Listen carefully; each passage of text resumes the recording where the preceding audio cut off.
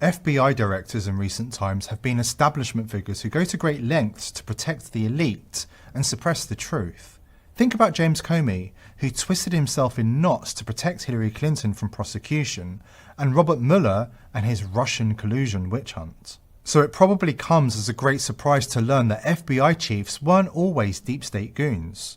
What if I told you there was an FBI chief who, before his death in 2011, blew the whistle on Satanism in the CIA, the Illuminati, elite paedophile rings and more, and who took his message directly to the people before he was cruelly cut down before his time? Meet Ted Gunderson, FBI special agent in charge and head of the Los Angeles FBI. In December 1951, Gunderson joined the FBI under J. Edgar Hoover. He served in the Mobile, Knoxville, New York City and Albuquerque offices. He was a young and respected agent. In 1973, he became the head of the Memphis FBI office, and in 1975 became head of the Dallas FBI office. In 1977, Gunderson was appointed head of the Los Angeles FBI. In short, Gunderson had been around the block, and in 1979 he was one of a select handful interviewed for the job of FBI director, which ultimately went to William H. Webster. After his decorated career with the Bureau, Gunderson retired and began giving presentations across the country, speaking directly to the people. This is when things became really interesting. These mind-blowing presentations introduced thousands of people to the reality of what was going on behind the scenes in the corridors of power. The former FBI chief is responsible for opening thousands of minds, educating ordinary people about false flag terrorism, satanic ritual abuse, MKUltra mind control, and chemtrails. Unsurprisingly, Gunderson died suddenly and unexpectedly not long after he began blowing the whistle on the darkest secrets of the elite. There are many people close to Gunderson who say he was killed by the elite to shut him up. Watch this. I want to make it very clear in the beginning, I'm not anti-government, I don't believe in terrorism, and I want to make it especially clear that there are a lot of good people in the FBI and the CIA, Naval Intelligence, Army Intelligence, Military Intelligence, NSA. Unfortunately, there are a few key people in key positions who have made a difference, a big difference, in what's happening in America today. So, looking back, my personal experiences, I retired from the FBI March 1979. At that time, I was in charge of the FBI Los Angeles Division. I had more than 700 personnel under my command. The Attorney General of the United States, Griffin Bell, asked me after I retired if I'd coordinate security for the Pan American Games. I did. I was a consultant in the 1984 Los Angeles Olympics. I was a consultant for former Governor Jerry Brown, California Narcotic Authority. So I do have credentials. My first major and credibility, believe me. Now, if you read the internet, you may not think so, because there are some heavy-duty FBI informants out there like Stu Webb and Barbara Hartwell, who are MKUltra mind control victims, CIA mind control victims, who are making all kinds of disparaging remarks about me. But I don't want to deal with those people, because if you read their material, you'll see that it's designed to discredit people like me, former State Senator John DeCamp, and other leaders who are trying our best to expose what's happening in America today, and actually around the world. Let's go back to 1776, May the 1st. Adam Weishaupt was commissioned by the Rothschild family to set up the goals to control and take over the world with a one world government. Adam Weishaupt came up with 25 goals. Among these goals were control the press, corrupt the youth through sex and drugs, elect our own people meaning the Illuminati, to key positions in all levels of the government, city, county, state, and federal, And it goes on. The final goal was to take over the world, the one world government. Information is very well documented by William Guy Carr in his magazine, his book, Pawns in the Game. When I retired, I had no idea what was going on. I had no idea about the Illuminati. I had no idea about Adam Weishaupt. However, my first major investigation when I returned from Puerto Rico was a Dr. Jeffrey R. McDonald case. He's a former Green Beret doctor who was convicted of murdering his wife and 2 children at Fort Bragg, February 17, 1970. He'd been tried and convicted and sentenced to 3 consecutive life sentences. I was asked by the defense team to investigate the case because they claimed that Dr. McDonald was innocent.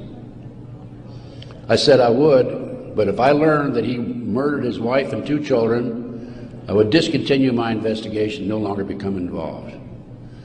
I want you to know I'm still working for Dr. McDonald. He is an innocent man. Now, once I became involved in the case, I had to read everything, and I learned that evidence was lost, evidence was stolen, evidence was altered. An FBI agent, Paul Stombaugh, lied before the grand jury, and most important of all, Colette, the wife, had skin where she had fought off the assailants under her fingernails. That skin was handed over to William F. Ivory, the chief investigator for the Army, and it has disappeared. 10 months into the case, October 25, 1980, I, through a series of circumstances, I don't have time to go into the details now, obtained a signed confession from one Helena Stokely. I had 3 sessions with her, 10 days each, total of 30 days. Helena told me that Dr. McDonald did not commit those crimes, that they were committed by her Satanic Cult group. And I said to myself, what's this all about? I don't know anything about Satanism. I read about it in the Bible, of course, and that's about it.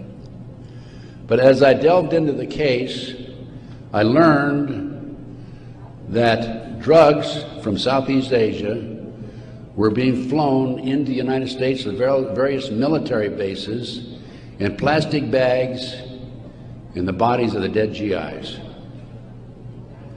I further learned from Helena that her Satanic Cult group was involved in distributing these drugs up and down the East Coast. They were mad at Dr. McDonald because he was abusive to the cult members and the GIs who went to the civilian hospital where he was moonlighting for relief of some sort. So they went in and attacked him that night. There were a total of 7 involved in the crime. She named them all for me. Right now, today, I know where some of them are located. But to further check and document this, I went to the UCLA library, and I found out, in fact, in the Time magazine, January 1, 1973, there was an article about bringing drugs in plastic bags in the body cavities of dead GIs. There was no question in my mind Helena was telling the truth. I gave her a polygraph test and she passed. I had her examined by a psychiatrist and she passed. And as a matter of fact, the government themselves had given her a polygraph examination early in their investigation before I entered the case. And Byzantine, the Army polygraph operator, said that she thought that she was telling the truth. She thought she was there that night. Now, the most recent series of events in the McDonald case, now I'm telling you a little bit about the McDonald case because that's what woke me up as to what was going on. It was after that I started researching and went back and found out about the Illuminati. Illuminati/Satanism. It was after that that I learned considerable more about what was going on. And the most recent information, Dr. McDonald, who's been in the penitentiary for some 25 or 26 years now, appeared before a parole board just 2 days ago, his first that he's ever appeared before a parole board. And the reason he had never appeared before is because, in his opinion, had he appeared before, it would be an admission of guilt. In this particular instance, he still claimed he was innocent, but he did appear before the board because he's a newly-wed individual with a woman named Kathy. And of course, if you read the papers in the last 2 days, his parole was turned down, and the parole board made him eligible for another hearing in 15 years. This poor man not only lost his wife and 2 children, he has served 25 years in the penitentiary and another 15 years to go. He's 61 years old. I am still working the case. What are the latest developments on the case? In 1997, the judge, federal judge, agreed to do DNA tests. And they chose 15 individual pieces of evidence to be examined. However, the judge said that when you open the evidence envelopes, only the prosecutor can be present. Well, they opened the evidence envelopes. The prosecutor did. How many do you think were empty? 5. 5 evidence envelopes were empty. The skin under Colette's fingernails would have established Dr. McDonald's innocence alone.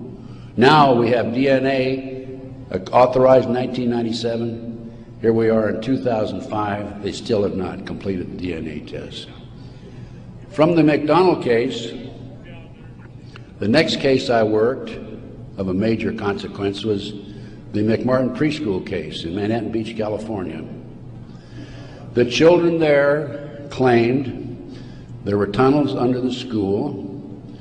They were taken into the tunnels and through the tunnels up into the trap door of a bathroom in a triplex next door, placed in automobiles, and prostituted in the community.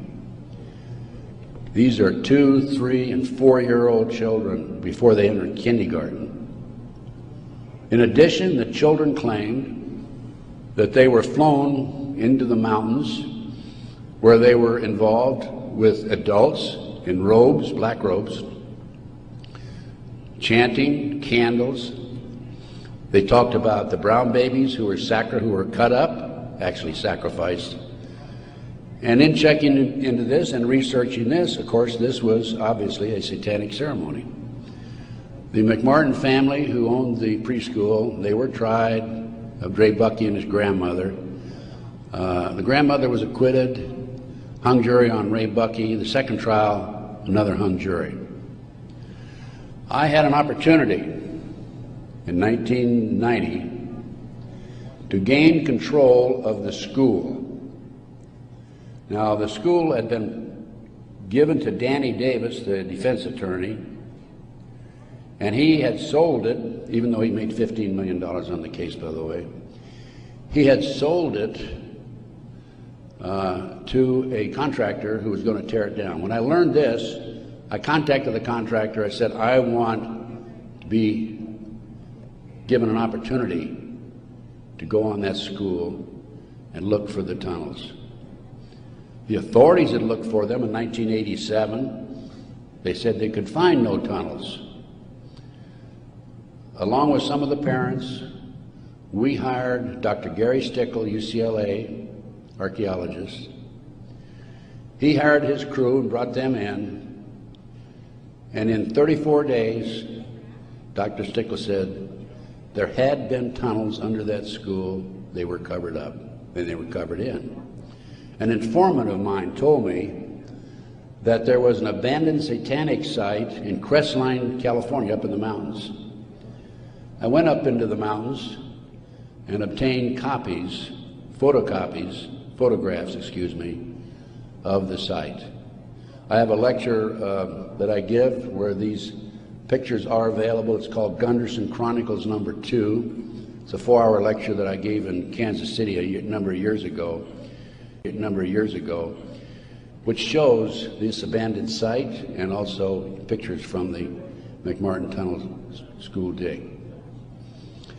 From there, I became involved in another case, very frightening case, because I established, with the help of people like John DeCamp, former state senator in Nebraska, that we have in this country today a covert military criminal enterprise, government enterprise, primarily by U.S. military intelligence, that is operating full throttle, and everybody refuses to investigate it.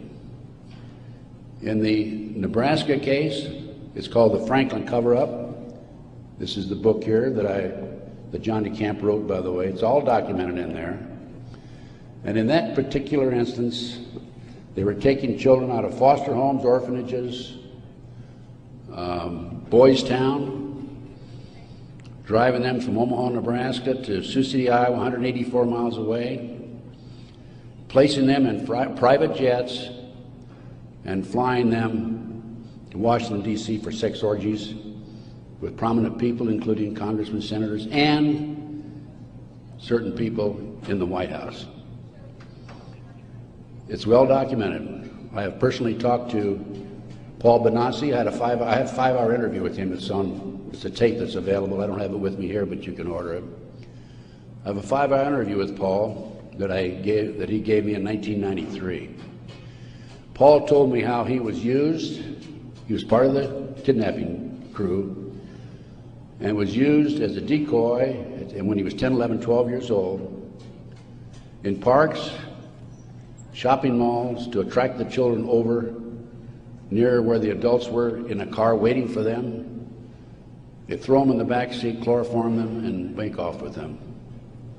Paul also told me that these children, many of them become sex slaves. Many of them are used as toys. The boys, they call the boys toys. I don't know what they call the girls.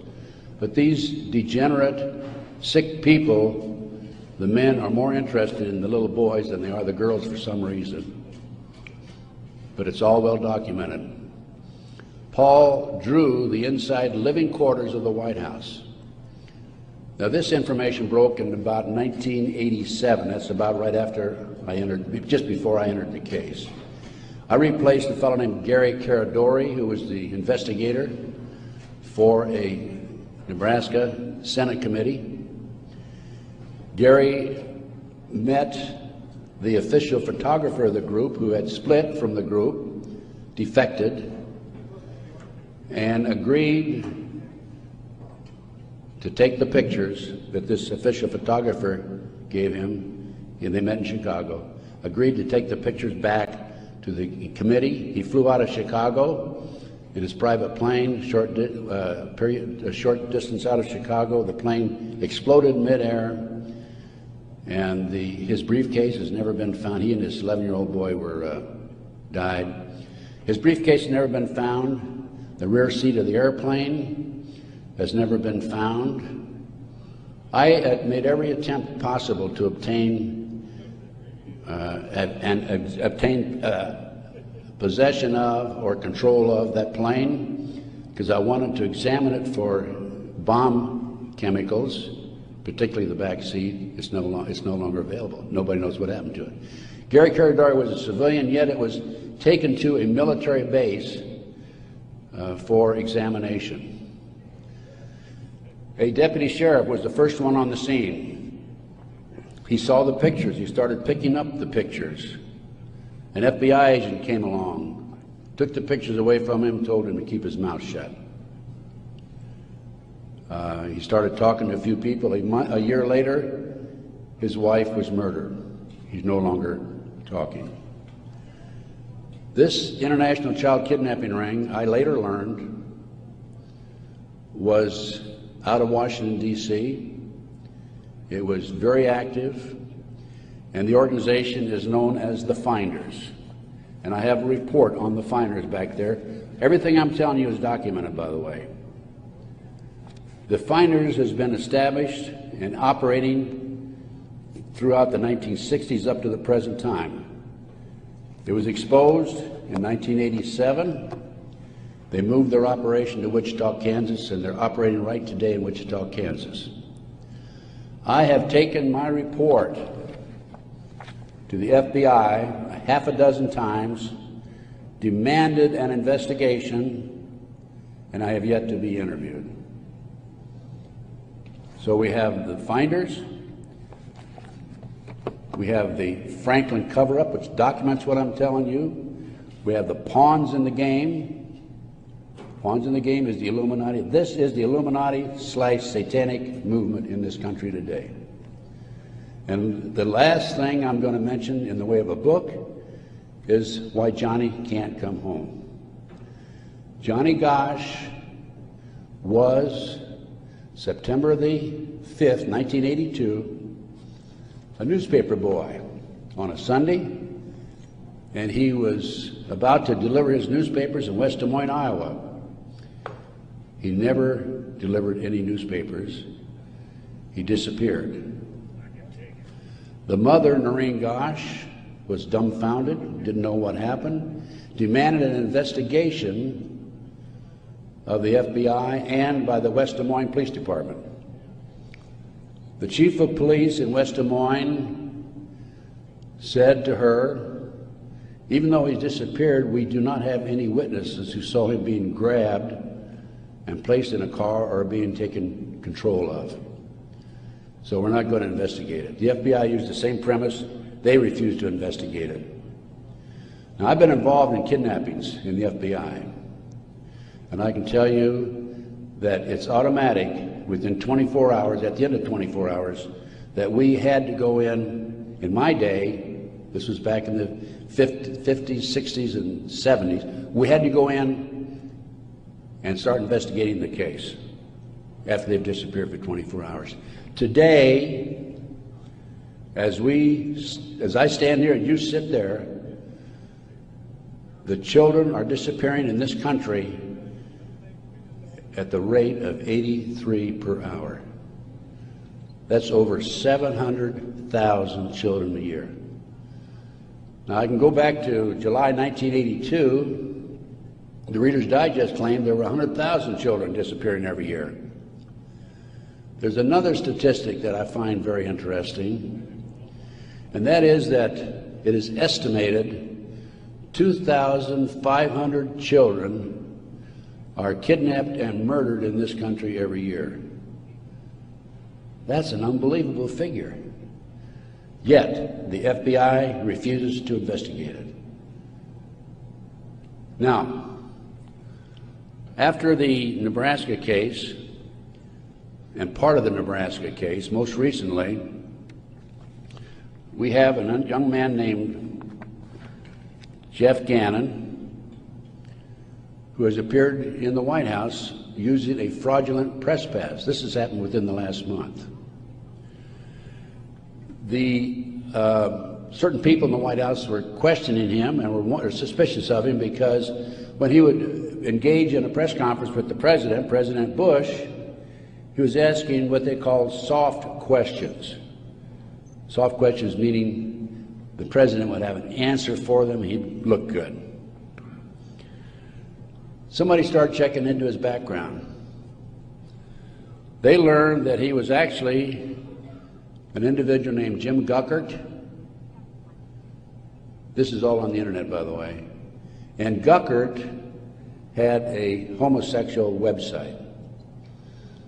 So Jeff Gannon is an alias of Jim Guckert. Now, his picture appeared in the internet, and he is believed to be Johnny Gosch, who was kidnapped September the 5, 1982. The mother, Noreen Gosch, who wrote this book, Why Johnny Can't Come Home, I have a 2-hour interview with her on video, available again if you want to check my order blank. She did not sit still for this. Can you imagine if the 83 mothers of children who disappear every hour would do what Noreen Gosch has done? We wouldn't have this problem today. She went to the FBI, demanded an investigation. They refused to investigate. The police refused to investigate because the case tied into the Franklin cover-up. Some of our top politicians in the country, leading businessmen. Harold Anderson is identified by the children, past publisher of the Omaha World Herald. The head of the Nebraska Forestry Service was identified by these children. There 80 children came forward in this Nebraska case. And it goes, as I said, right up to the White House. In 1987, according to Paul Benassi, he was furnishing toys, or little boys, young boys, to the sick people, certain sick individuals, in the White House itself. I have the names of some of these people. No need to mention it here. Some of them are mentioned in the Franklin cover-up. But it does appear that Jeff Gannon is, in fact, Johnny Gosch. Noreen Gosch, the mother, has looked at the pictures. She believes it's Johnny Gosch because he has a scar on his right cheek about the size of a nickel. It's white. Gannon has a scar there also. Little Johnny Gosch had a birthmark on his left chest about 8 inches long. From looking at pictures of Jeff Gannon on the internet, it appears that he had a birthmark at one time, and there's been an attempt to erase it. I personally talked to one of the youngsters who was involved in this network. I've talked to several of them. And he assures me that Jeff Gannon is, in fact, Johnny Gosch. Well, how did Johnny Gosch get from West Des Moines, Iowa, 12 years old, all the way with the phony press pass into the White House as of a few weeks ago?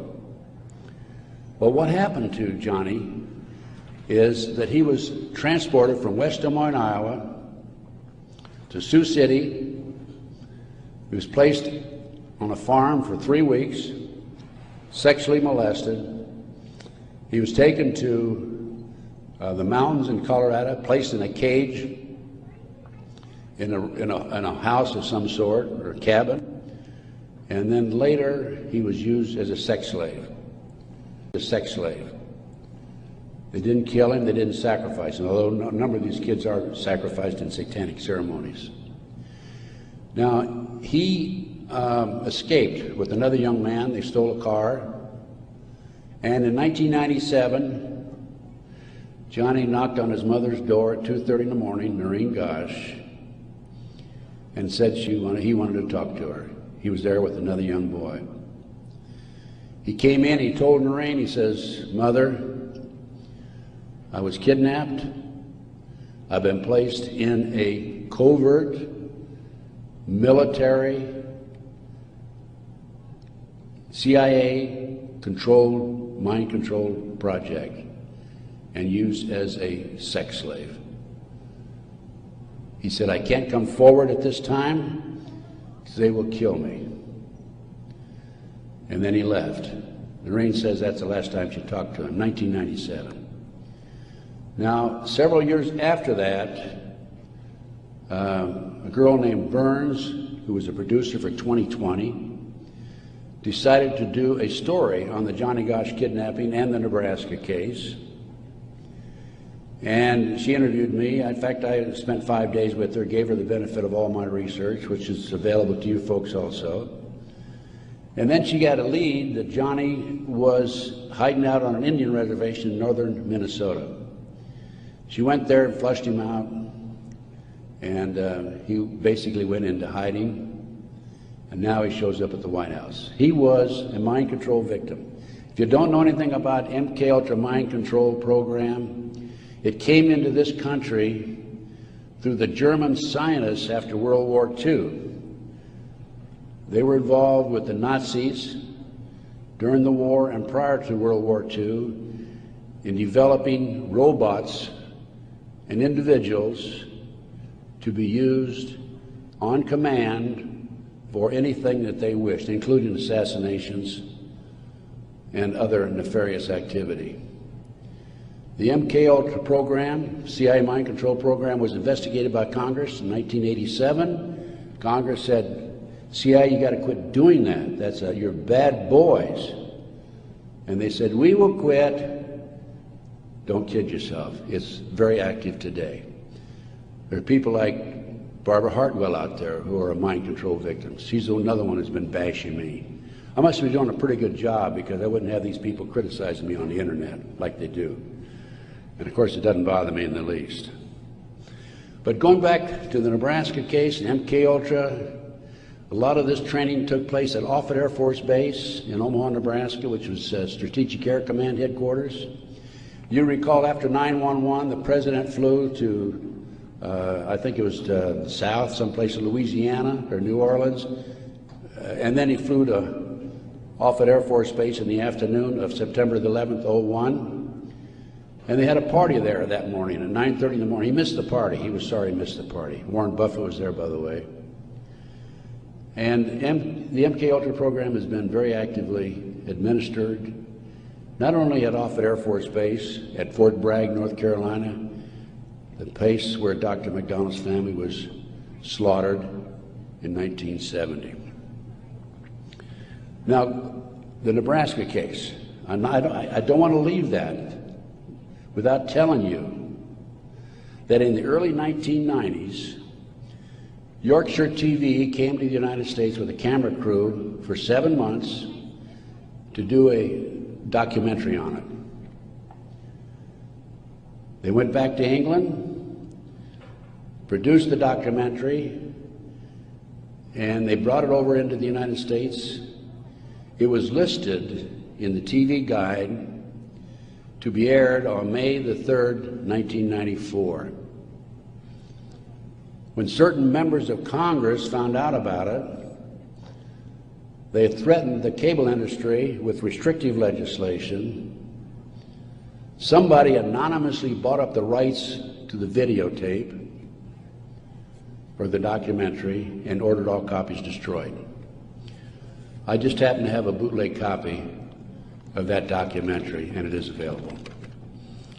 I have been selling these and these books and getting this report out of mine to anybody that's interested in it. And by the way, I have a 5-package deal for you at about a 15% discount, 15 to 20% discount if you buy all 5 items. So about 6 months ago, as any good investigator would do, I said, I'm going to get a copy of that TV Guide. I didn't have a copy. John DeCamp had one at one time, couldn't find it.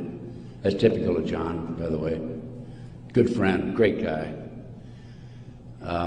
And so I said, I'm going to get my own copy. So I wrote to TV Guide people.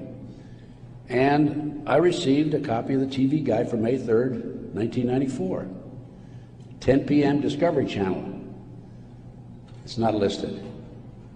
A nature show is listed instead on the new reprinted edition. I'm not going to be outfoxed by these people. I went to the Los Angeles Times TV log. It's listed, Conspiracy of Silence. I called a friend of mine in Philadelphia and I said, check the TV log for the Philadelphia Inquirer.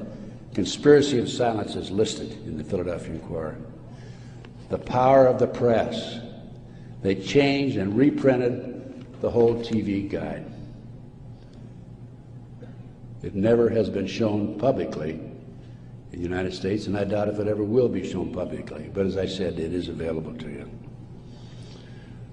Now, that's not the end of the story for me, because I am continuously probing, continuously working, continuously talking to various sources and putting it on paper and documenting and getting the word out.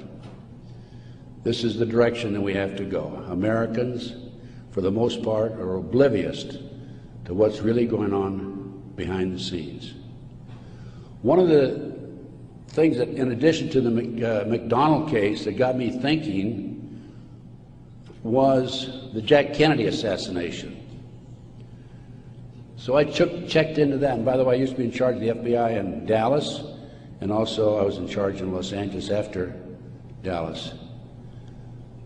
So in checking into the Jack Kennedy assassination, I learned, no question about it, that it was a joint hit by the CIA and the Chicago mob. Sam Giancana, head of the La Cosa Nostra in Chicago, 3 days before he was to testify before Congress, was shot and killed, murdered. This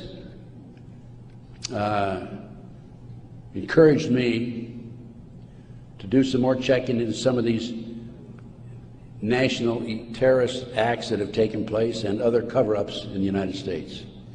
I interviewed the naval intelligence officer who on December 4th, 1941, received information that the Japanese were going to bomb Pearl Harbor. We had broken the secret code of the Japanese. He told me personally, on December the 4th, he gave it to his superiors. They passed it up the line. After Pearl Harbor, he was subpoenaed to testify before Congress. His boss called him in and said, "Don't worry about it, don't respond to the subpoena. Someday you'll know why." He never did testify before Congress. And he recently passed on, by the way. So we have not only a cover-up in these other areas, but looking at the national picture, Pearl Harbor. And look at Waco. The military was involved in destroying and shooting and killing, and also the FBI, women and children in Waco. They used tanks, military tanks, in violation of posse comitatus, which is a law that says the military cannot be used to enforce a civilian population. They got away with it. There's an interesting story. I did some research on Waco. As I've told you, I've done a lot of research. And in many instances, I've not only been there, I've done that, and I've been on the scene. I've spent most of my retirement money investigating these matters, including Oklahoma City, and I'll go into that in just a minute, 911 and so forth.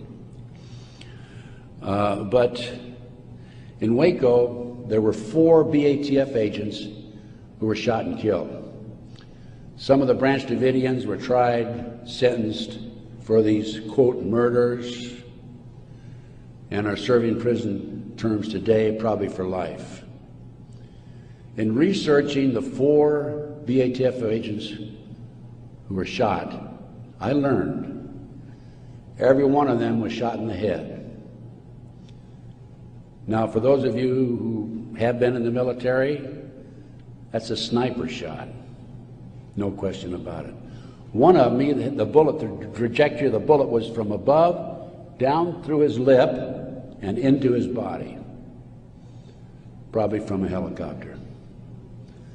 It's interesting to note that these 4 men, BATF agents, at one time were all bodyguards for former President Bill Clinton. That was Waco. Ruby Ridge.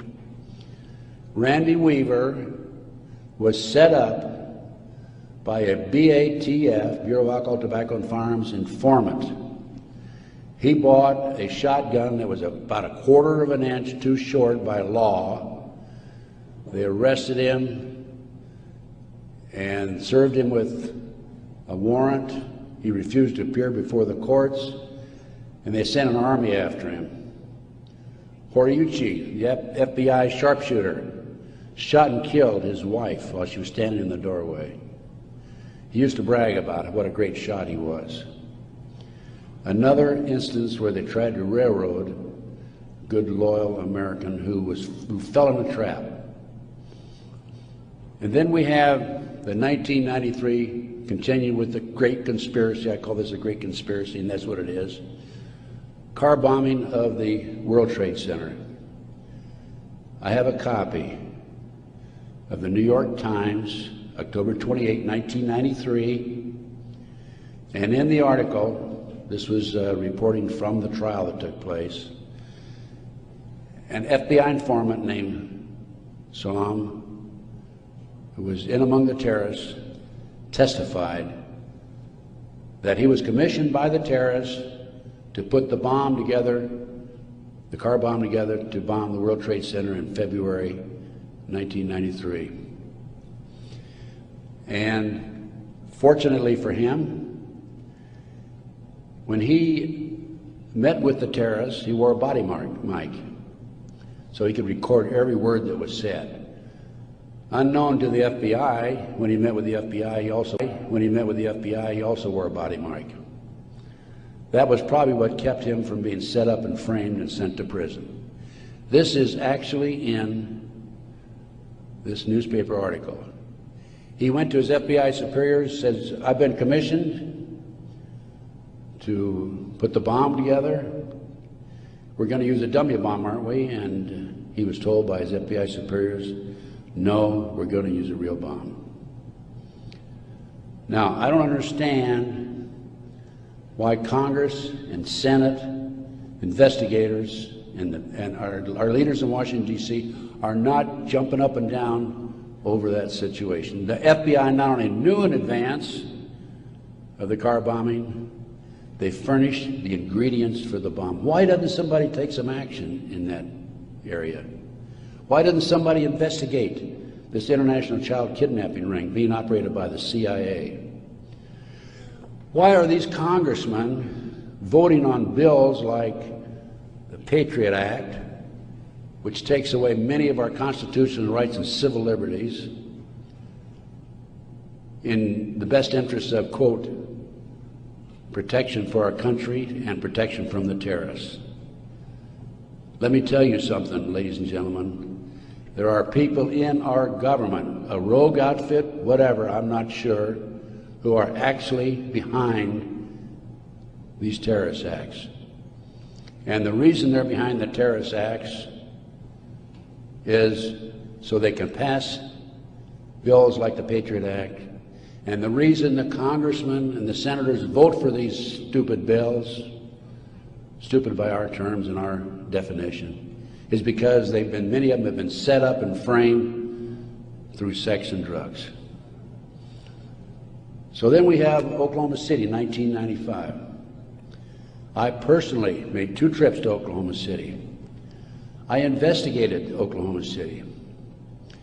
Because of my report, the defense attorney for Timothy McVeigh sent 2 of his investigators to interview me. I spent 4 hours with them. Actually, I got a lot of information out of them. For example, they told me that they were allowed to tour the remains of the Murrah building in Oklahoma City in the presence of a U.S. Marshal, but they were not allowed under any circumstances to take soil samples or to pick up any evidence for examination. Stephen Jones was their attorney. I heard that they were going to tear down the building.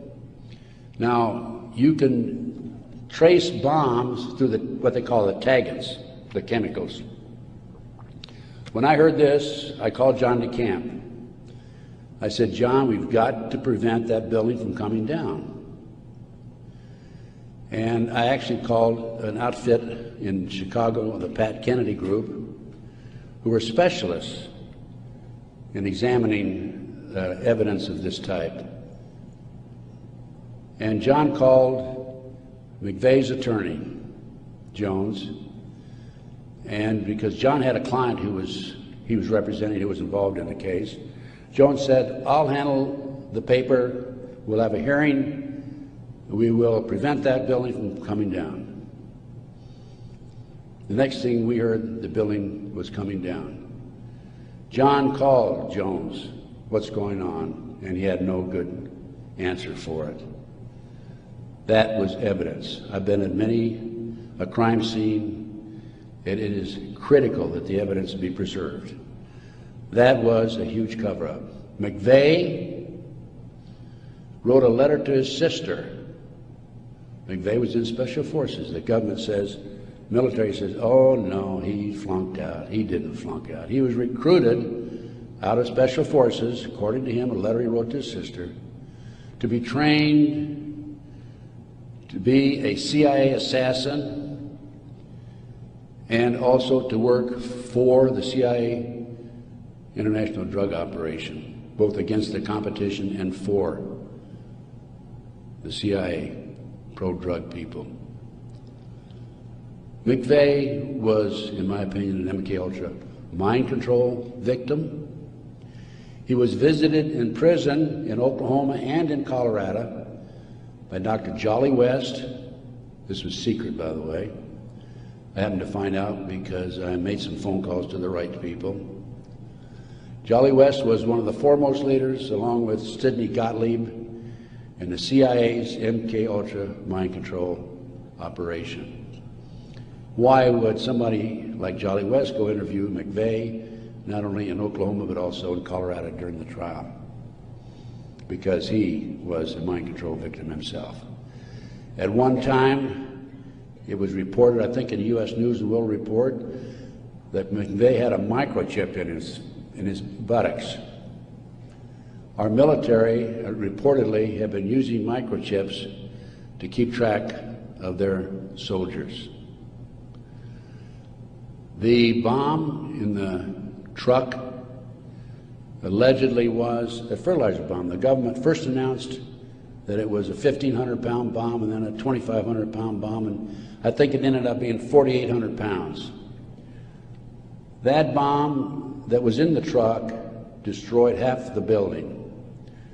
A 4,800-pound fertilizer bomb, ammonium nitrate fertilizer bomb, dissipates and did not have the potential, the possibility of destroying that much of the building. After the Oklahoma City bomb went off, I had a call from a friend of mine, Michael Riconosciuto. For those of you who are making notes, look up in the internet, R-I-C-O-N-O-S-C-I-U-T-O.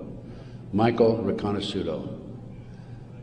I've been working with Michael since the early 1980s, 82, that's when I first met him. He was a CIA agent, operative for some 2 decades.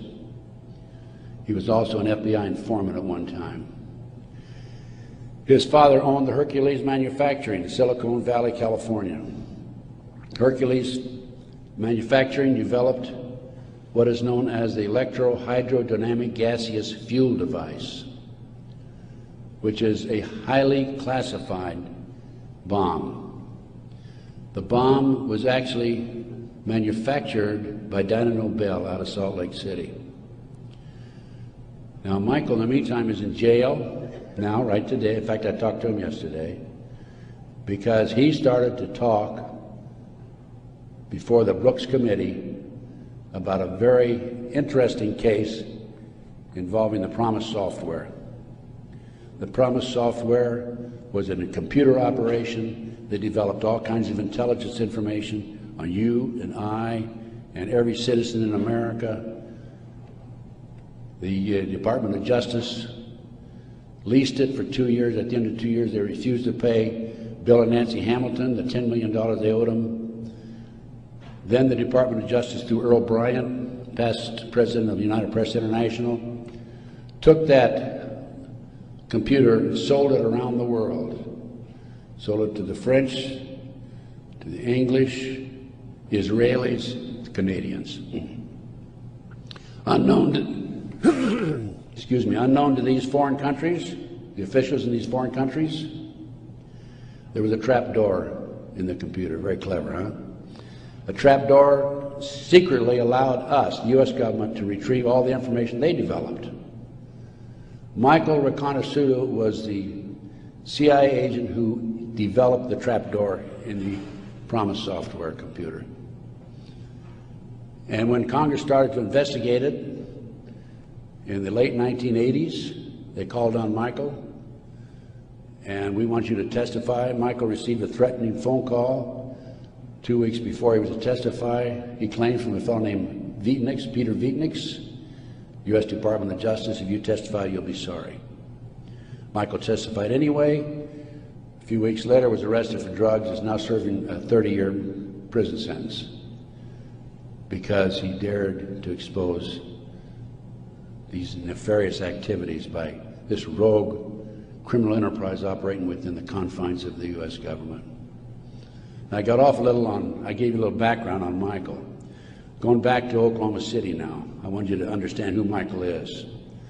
He's not some guy walking down the street with a grocery basket looking for a recycling center. Okay, he has credibility. Now, Michael called me right after the Oklahoma City bomb went off, and he said, "Ted," he called from prison, by the way, "that's my bomb," meaning that Hercules developed it. That was not an ammonium nitrate bomb. Now, when that bomb was tested in 1982, I happened to be with a group of intelligence agents in Palm Springs waiting for the results of that test. It was tested in Area 51. It was underestimated because the power, it was so powerful that 2 of the technicians died. They underestimated the strength of it. This, I'll call it a barometric bomb. This barometric bomb, according to Michael, was what was in the car, not a fertilizer bomb. I have an Oklahoma City report on that. So what did I do as an investigator? Well, I went to the Pickaninny Arsenal in New Jersey, and I gave him the contract number, which I obtained through a science magazine. One of my associates actually did the research on that. And I gave the Picatinny Arsenal the contract number. This is public, available to the public, by the way. And the Picatinny Arsenal came back and said there's no such contract here, even though I had the contract number. By the way, that's documented in my report. And I went to Dyna Nobel, who I knew manufactured it, and they didn't even bother to respond. It's interesting to note that a Dyna Nobel expert witness testified at the grand jury when they indicted McVeigh. In September of 1995, some 5 or 6 months after the 19th of April, 1995, Oklahoma City, in September, there was I lost my train of thought there for a minute. There was an article in Fireman's Magazine. It was written by the editor of Fireman's Magazine. The information was obtained from the Oklahoma City Fire Department. And in that article, again, that's in my report, in that article, it states that 4 unexploded devices were taken out of the building. When people were in the building after the bombing, dying, they discontinued the rescue efforts for some 5 hours while they carried out a bunch of government files, men in blue suits of some sort, sweatsuits. So what I'm telling you is Oklahoma City was perpetrated by certainly people other than McVeigh and Nichols, and now Roger Moore, if you read the paper recently, the gun dealer who claims that he was robbed of his guns in Arkansas and that money was used to finance the Oklahoma City bombing. Roger Moore has been accused by Terry Nichols of being involved in it. Roger Moore denies it. Roger Moore, at the time of the Oklahoma City bombing, was an FBI informant. I had an inside investigator in Oklahoma City tell me that there were at least 11 other individuals involved in Oklahoma City. Okay, that brings us up. We've gone through Pearl Harbor, Waco, Ruby Ridge, car bombing 93, Oklahoma City 95. That brings us up to 9/11. As I said, Michael's in prison. I'm his, quote, investigator of record, which means I'm like an attorney. I should have access to him on a regular basis. I represent this man. For a year prior to 9/11, actually a year and a half, I tried to get in and see Michael. He was in prison in northern Pennsylvania. I was in the Philadelphia area. The Bureau of Prisons would not allow me to see him. I finally was able to talk to Michael in January 2003. I flew to the East Coast, spent 3 days with him. Michael told me that he had developed information from among his contacts in advance of 9/11 that they were going involved in using missiles, airplane missiles, and they were going involved in skyjackings. They were training Arab terrorists, and also he knew the identity of the person in the United States, an Arab who lived in Paterson, New Jersey, who was the leader of terrorist activity by the Arabs in this country. Now, Michael had this information because, you're saying, how could Michael develop this information being in prison? Because I met with Osama bin Laden, along with Michael, along with the State Department representative in the spring of 1986. At that time, I was contacted by a former top Ronnie Reagan official who said, can we help the Afghan rebels? They were our friends then. And I called Michael, I said, what do you think? And he said, let's meet. So there was a fourth fellow there. We didn't know at the time it was Osama bin Laden. Has actually used the name Tim Osman, traveling under Turkish passport. But because of Michael, I passed the ball to him. I just arranged for the meeting and went on. But Michael traveled all over the world putting this package together to furnish the Afghan rebels with the surface-to-air missiles that defeated the Soviets, really, shot down their helicopters. As a result of this, Michael developed sources inside the Arab world. And that's how Michael knew in advance about 9/11. Michael told the FBI on March the 20th, 2001, about this plan to use skyjack airplanes and use them as missiles. He also furnished to the FBI one of his sources, one of his confidential sources inside the Arab group. The FBI interviewed him, threatened him with prosecution, and deported him. That man, along with his family, have disappeared. We think that they're dead. The FBI refused, absolutely refused to look into this situation. More shocking is that Michael had the names of the people who were obtaining the false names of the people, the Arabs who were obtaining false passports. Had their names. He had the source who could furnish him that information.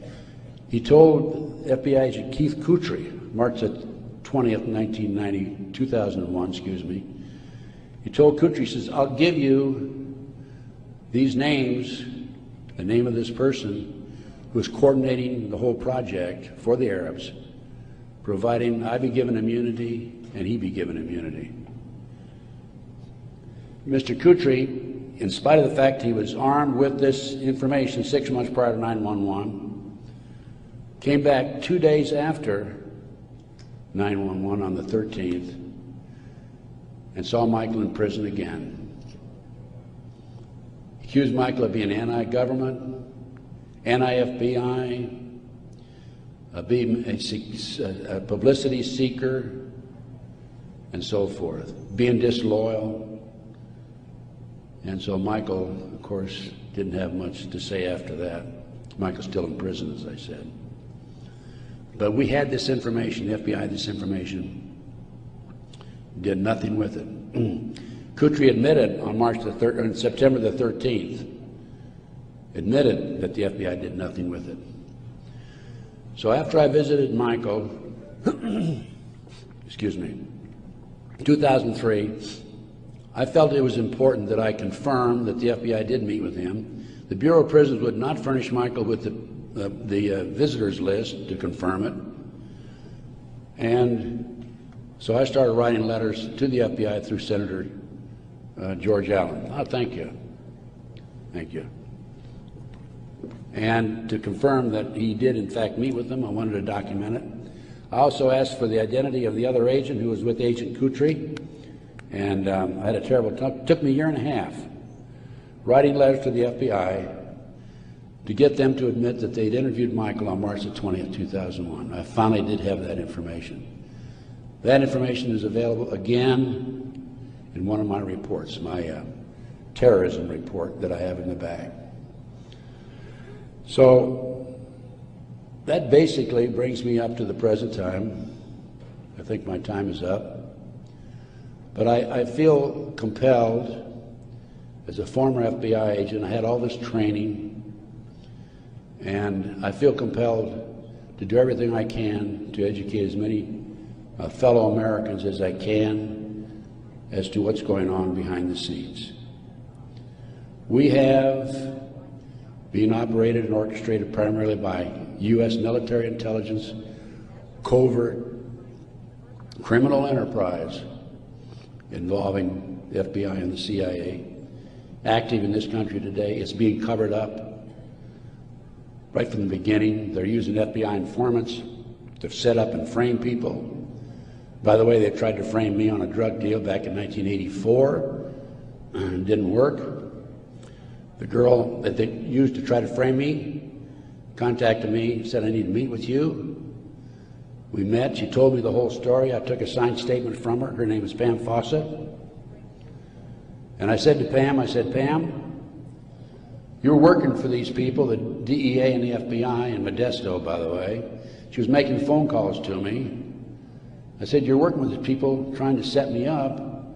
Why have you, and of course, in the phone calls, she kept saying, trying to get me to make admissions that had knowledge of a felony, and I wouldn't. I said, I don't have any knowledge of that, or was involved in a felony, actually.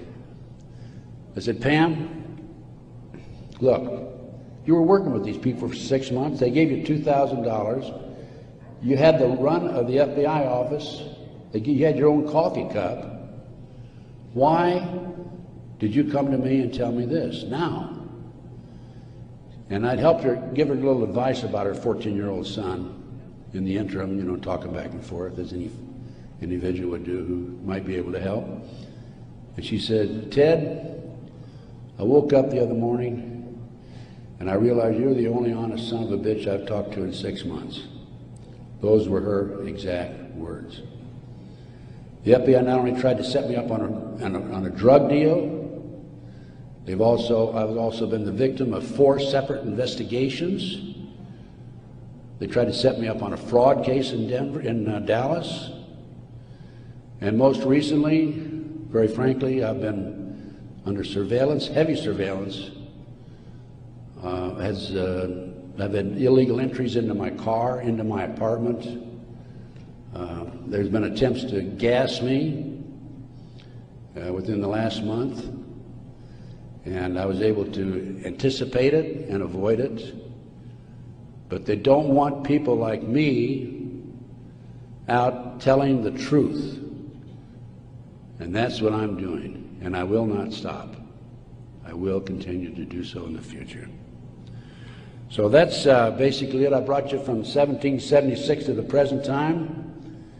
We went through one conspiracy after another. Brian Gimble was interviewing Jim Nichols, Terry Nichols' brother, on national TV after the Oklahoma City bombing, by the way. And I had given Jim Nichols my Oklahoma City bombing report. And Jim said to Brian Gumble, he says, have you read Ted Gunderson's Oklahoma City report? And Gumble says, oh, Ted Gunderson's a conspiracy theorist. I want you to know I'm not a conspiracy theorist. I'm a conspiracy realist. It is there. All you have to do is get your own website, get your own internet, go out. There's a lot of disinformation out there, but you can pick out what's really solid and what's really truthful. And I have 25 years of research on that back table back there. And if you buy any of my reports or this videotape or any of my material, I want you to make a promise that you will make copies and distribute it far and wide. We need to wake up America. Right now, let me emphasize again, I'm not anti-American. I don't believe in violence. I believe in change through legal means. But we need to wake up an apathetic, sleeping society that is active in America today. And this not only ties into MK Ultra, CIA, it ties into Satanism. There are approximately 4 million practicing Satanists in America today involved in the Nebraska case. And I can go on about satanic cults for another hour, but I think my time is almost up. I might mention that, speaking of Satanism, there are between 50 and 60,000 human sacrifices, according to 3 different sources, in this country every year. The satanic cults operate secretly. The satanic cults are, along with our covert criminal enterprise within the government, a serious threat to our society. And I thank you very much. Gunderson is best known not for only exposing these evils and educating the public, but for risking his life to personally help and protect many victims. He worked tirelessly to expose the sexual and satanic ritual abuse of children by the global elite, and suffered the same fate as many other notable figures working for the same ends in recent times. Isaac Cappy, Chris Cornell, Chester Bennington, Avicii, and Anthony Bourdain were all high-profile figures who vowed to expose powerful entertainment industry paedophile rings. They all suffered the same fate as Gunderson, cut down before their time. More recently, Anne Heche, who was working on a film exposing Hollywood child trafficking, was killed in a bizarre car accident that has left investigators baffled. Likewise, Coolio, who passed away just last week, had recently gone on record declaring that paedophiles control the entertainment industry, and he considered it his duty to kill them. I'm not with that. I believe cats, motherfuckers that are into that type of shit, they need to be erased from the face of the earth. They need to be, they don't deserve life. That's deep. Well, they had to find quotable. Actively seek out those type of motherfuckers and do my best to destroy them. I'm gonna leave it at that. But yeah, that's one of my jobs. Okay. To kill pedophiles. Weeks later, Coolio was the one who was found dead. Gunderson is the OG of elite paedophile ring whistleblowers. He was instrumental in exposing the Franklin cover-up, involving government drug smuggling, money laundering, child kidnapping, and recruiting young boys from orphanages in the Midwest for sex with US congressmen. Gunderson asked his presentation audience members to copy his research and distribute it to as many people as possible. Educating the masses was his plan for defeating global fascist tyranny. It's in this spirit that we seek to spread the word of his work. To help us educate the masses, please share our videos far and wide, comment and subscribe. As Jefferson said, all tyranny needs to gain a foothold is for people of good conscience to remain silent.